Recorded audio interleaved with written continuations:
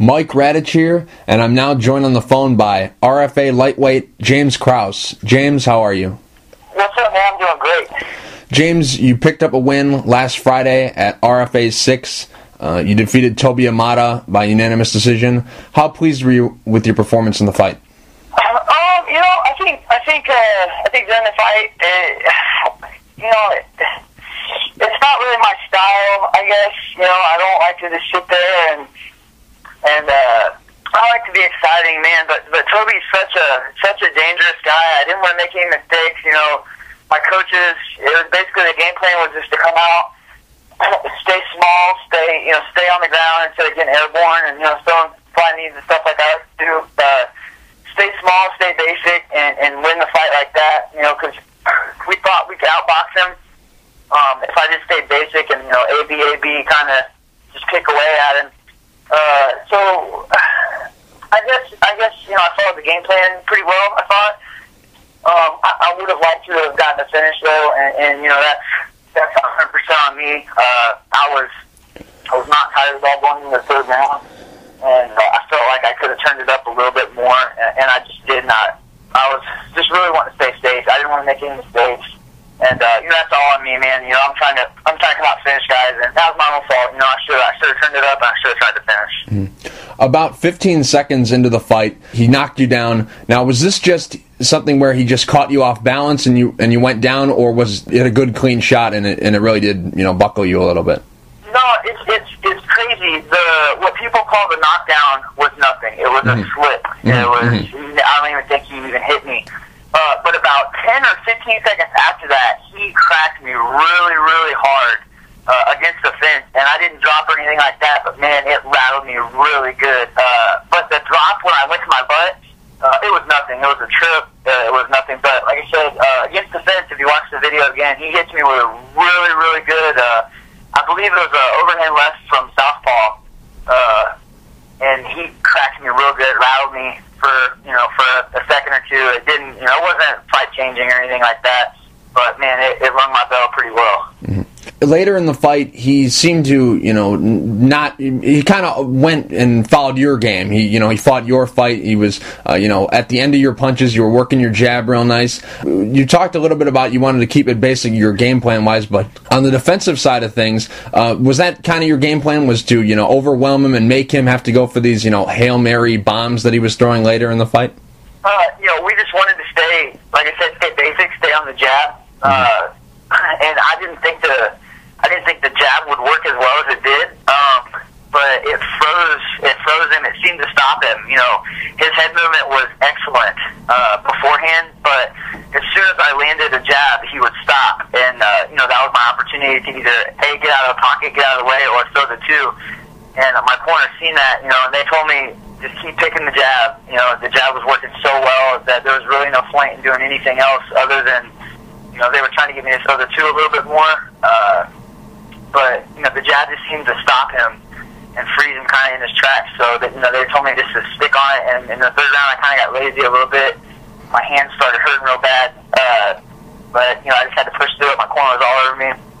I think you can hear in the video they told me to risk breaking my hand or risk hurting my hands to finish strong here. And I could have finished stronger, but like I said, I just wanted to stay safe, not get taken down, and just keep picking away at him. Mm-hmm. When you fought him in Bellator, the fight was, under completely different terms, completely different circumstance. You took the fight on 5 days' notice and had dropped 33 pounds to make the weight. Talk a little bit about that. Compare what you were feeling going into round two, this fight compared to back when you fought in Bellator.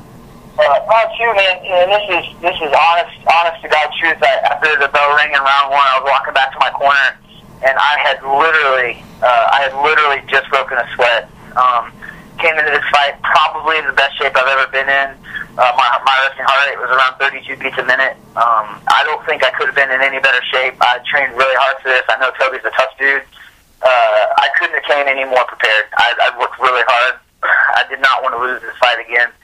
So round two, man, it was round one for me. I was ready just to go right back at it. And I was not tired at all during the whole fight. There was no point where I was even close to being tired. So obviously it's a different game whenever you have a proper weight cut and stuff like that. And plus, I've just gotten a lot better. I've been working really hard over the past year or two. I don't know if he thought he was going to fight the same guy or what, but I definitely came in a different person this time around. Mm-hmm. You've definitely improved a lot, but how much do you think he's improved? Now that you've fought him for a second time, and can you compare him the first go around to this rematch? How much has he improved, do you think? He's always real tricky, man. He's always real tough. He's always a game opponent. To be honest, I haven't really followed him a ton. Since we fought last, I try to keep up with it, a little bit, but I haven't watched very many of his fights. It's so hard to tell because I feel like I've improved a lot, so it's really hard to tell, how much better he's gotten. And I think my physical attributes just matched up very well with him. I knew if it was on the ground, it would be anybody's ball game. I feel like my jiu-jitsu is just as good as his, but I didn't want to test that theory out. I knew I was a better striker than him, and that's what we tried to go in and test. Mm-hmm. What are you most happy about with this win? Are you happy that you've continued your win streak, or are you happy that you were able to get revenge against someone who beat you early in your career? The revenge doesn't mean much to me. To be honest, it's we're both competitors. Toby's a competitor, I'm a competitor. The win over him means more to me than the revenge over him. Mm-hmm. He's just a great competitor. So just a win over somebody like him is a feat in itself. I don't hold a grudge or anything like that from the first time. So it is what it is. I'm way more happy about keeping my winning streak alive and hopefully being in the UFC my next fight. Mm-hmm. At the end of the fight, he was pretty beaten up, pretty bloody. How about you? Any damage through your training camp? Anything that you had going into the fight, and anything that you suffered in the fight? Whether it be minor or major, anything? Yeah, my training camp went great, man. Absolutely zero injuries whatsoever. I was healthy. I was in shape. I couldn't ask for a better camp. My hands are extremely sore. My right hand is very swollen. I don't think it's broke. I haven't had an x-ray yet. I'm going to give it another couple days. If it doesn't get much better, I'm going to go get an x-ray. But it was considerably better today. So my knees are both really swollen, really all the way to the point from my thighs all the way down to my ankles because they're swollen. It's cut the circulation off. So just normal wear and tear from a 15-minute fight. You know what I mean? Once you guys are sitting there punching each other and kneeing each other the whole time, you're going to have, stupid little injuries like swollen hands, swollen knees, swollen feet, you know what I mean? Just the basics. Mm-hmm. Nothing major, though. I think I'm 100% really after a week or so of just healing up. I think I'll be fine. Mm-hmm. This training camp was done at Roufus Sport, working with Duke Roufus, Anthony Pettis, Eric Koch. Now, is this something that we can see you do in the future? Is that something that you're going to look to continue your relationship with the guys up at Roufus Sport, or was this just something that came together because Anthony Pettis is fighting Donald Cerrone, someone you had fought in the WEC, as well as Eric Koch is fighting another guy that you fought in the WEC, Ricardo Lamas? Is this something that was just a one-time thing, or do you see it continuing in the future? Well, first of all, my camp was not there. I was there for 1 week. I see. At my home at Grindhouse. Okay. And these guys, I feel like some of the credit has been taken from my team, and I know you're not purposely meaning to do that. I feel like my boxing coach Austin, my kick coach Brian Davidson, I feel like some of these guys they're losing out on the credit, man. These guys are day in, day out with me, hours a day working to get me better, man. And definitely going to Duke's. I was at Duke's for 1 week, and they added tons of value to me. They brought me in to help Anthony get ready because I'm kind of the same size as Cerrone, similar style, I guess. And then also I fought Lamas too, so I kind of added value in a couple different ways. So they wanted me down there for sparring and stuff. And in turn, I learned a ton of stuff while I was there as well. So I think it was a two-way street, but the credit 100% needs to go to my coaches here at Grindhouse, Austin Ford and Brian Davidson. So and also Tim Elliott for helping me with my wrestling. I feel like it's been greatly improved over the past few years. Mm-hmm. It's funny that you mentioned the guys at Grindhouse because I was kind of surprised that you were going over to Roufus Sport to work with those guys. Not because obviously Anthony Pettis and Eric Koch are top of the food chain in the UFC.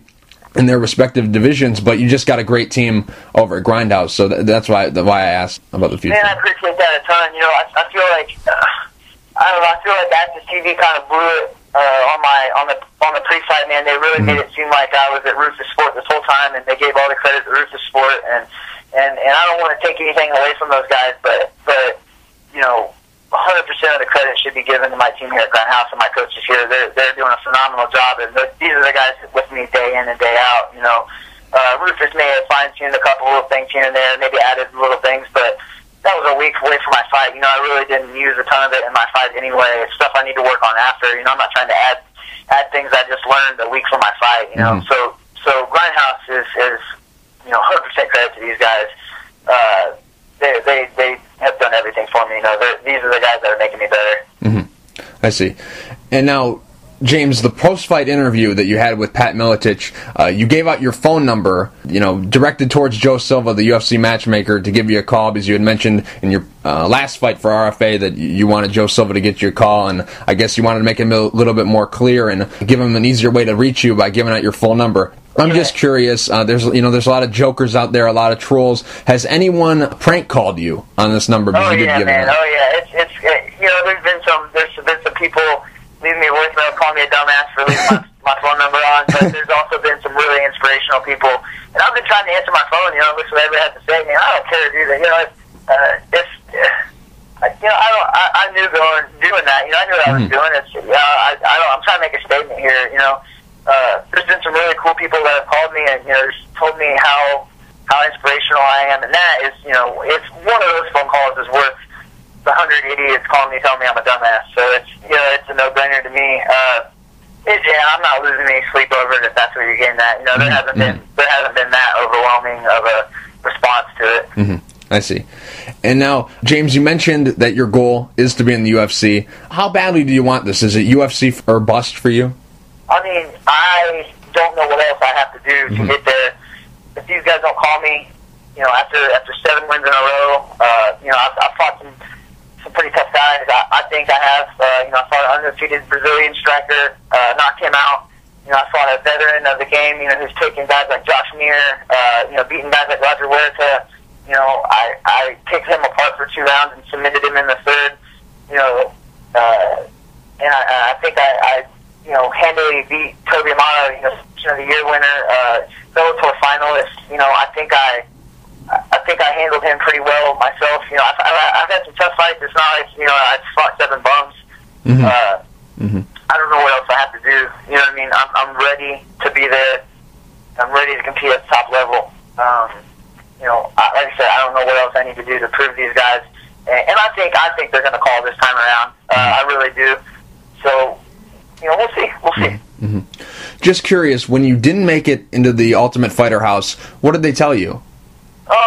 You know, it was kind of a weird deal, man. I got, you know, if you watch the video, I caught it wasn't intentional, but we clashed heads, and that's what knocked me out. So it was a bad deal. I was kind of bitter about it for like a week or two. You know, I usually don't, you know, wallow in my own self-pity, but, you know, it's probably the first time in my life I've ever been really depressed and kind of shut myself off from the world, but picked myself up and you know, I went right back to work, and that wasn't the end for me. I knew it wasn't. You know, and I'm here now. You know what I mean? I don't like to dwell on that. I'm here now. I'm ready to go. You know, let's do it. You're doing basically everything, you know, that the UFC, you know, they save for guys to do. You know, you're going out there, getting wins, finishing guys, being exciting. You know, why do you think you're not in the UFC right now? Is it because of not making it into the Ultimate Fighter house? Is it, you know, maybe the WEC run that you had where you were 0-2? No, not at all. They actually called me to fight Eve Edwards about a month ago, and they ended up giving it to somebody else instead. So they're calling me. You know, we've had communication. I think it's just looking for an opening. You know what I mean? The 55 division is stacked right now. So they have a ton of guys there, especially with the strike force. I think they're just waiting for a fight opening that makes sense for me to come in. You know? With this UFC lightweight division being such, you know, a stacked division, Joe Silva gives you a call and says, "Hey, would you be open to taking a welterweight fight? Is that something that you're interested in?" It depends on the opponent. You know, probably not. 55 is where it should be. I didn't cut a single pound to make 55 the day of this last time, day of weigh-ins. I didn't cut any weight. That doesn't mean I didn't cut a lot before then, though. You know what I mean? People have mentioned 45. That's just not possible. I'm 6'2". I cut, you know, a month ago I was 190 pounds. I'm probably 190 pounds right now. You know, I walked back into the fight at 180 plus. You know, 45 is just not it just doesn't make any sense. I would be open to it if the fight made sense. You know, I'm obviously not going to go in and fight a guy like, you know, Koscheck or somebody crazy like that. But, you know, if it made sense, I'd do it.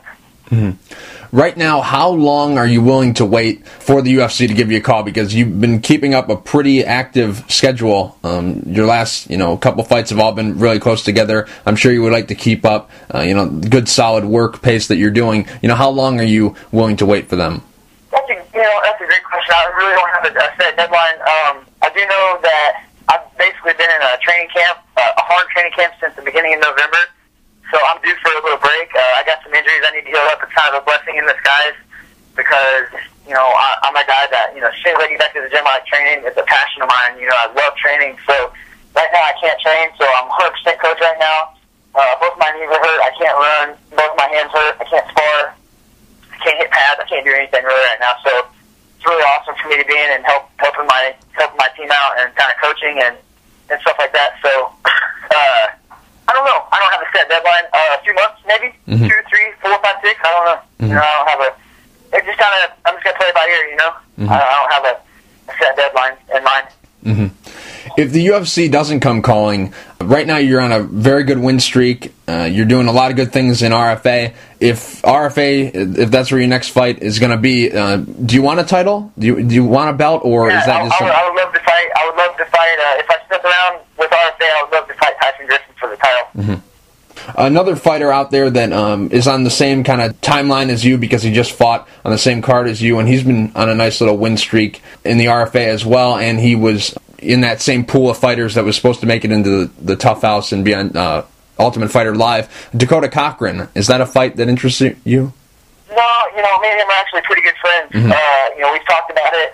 They've asked us, and you know, we both agreed not to fight each other. And you know, if the title was there, we'd wait, you know, until something happened to where, you know, it wouldn't be me and him fighting each other.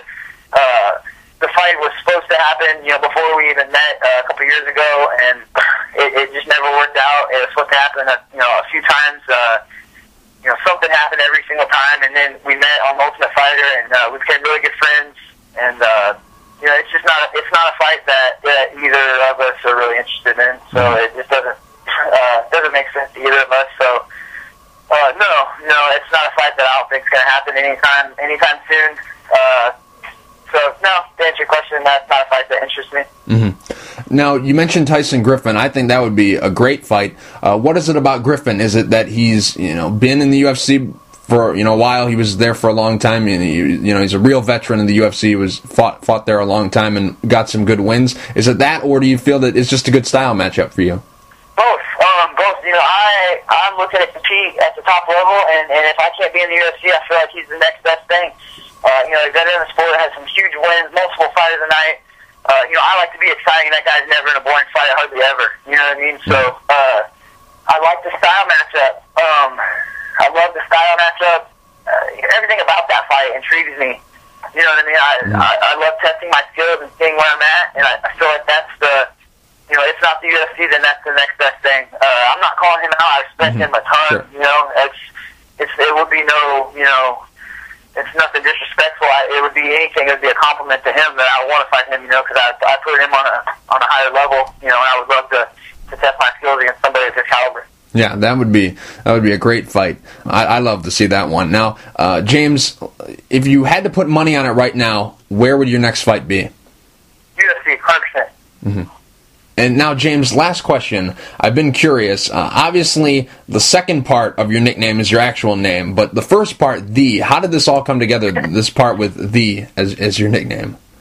Man, it's kind of stupid. Obviously, you can't pick your own nicknames. Right. So,